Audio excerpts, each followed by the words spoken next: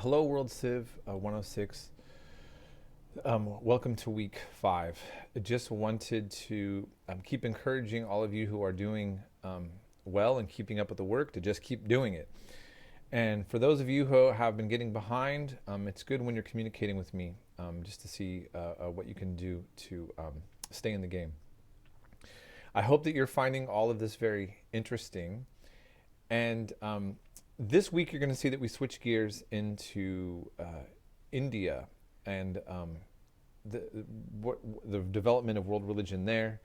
And this is something really, really different for those of you who grew up in within the Judaism or Christianity or the Islamic world. Although India is going to have Muslims later on, I don't cover Islam in this section because the time period that we're dealing with does not deal with that. Islam is going to be coming centuries later.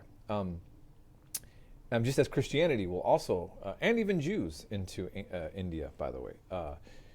And so, and Zoroastrians. So those are all other topics. But the other thing I just want to mention really quick is I have a discussion. I do a lecture on Ashoka, and you're going to see that I post within the readings some articles that there's an article that really questions the actual legacy that Ashoka has. And I just want to remind this to all of you that as I teach consensus history, historians, as they're going to grad school and or they're already established scholars, they're always digging deeper into topics and they're re-examining if we have the story right. And I always want to remind you, just as sometimes people are they go to court and they're accused of committing a crime, and it seems very straightforward and clear-cut. And then sometimes even after they died and rotted in prison or they were executed by death penalty, which is a really tragic story, someone goes back and looks over the court documents and they find that there were problems with how it was handled. Somebody later on confessed and showed the real story that was actually proven. In other words, sometimes for a long time you can get the way to view a history of a particular topic wrong.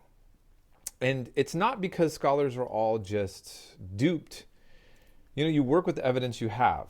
If a police officer sees somebody standing over somebody with a knife with blood dripping on it and the person's stabbed underneath them, it's probably logical and fair for the police officer and the court to see you, that person, whoever has the knife, as the main suspect of the crime. But if they didn't see it, it's possible that the person ran up and somehow took the knife. Maybe they pulled it out of the chest. There's something else going on there. And so, historians kind of deal with the same thing. Sometimes you have something that looks like a clear-cut case, but it's not always like. And you get another piece of missing information or you come at it from a totally different angle. And so I like my profession for that reason. I think that it's just that people don't get an understanding of it properly because of the way that they kind of force it to be done in high schools and actually many education systems around the world, which is to say true or false, A, B, C, or E, A, B, C, D. Anyway, a multiple choice question. And this is a fact.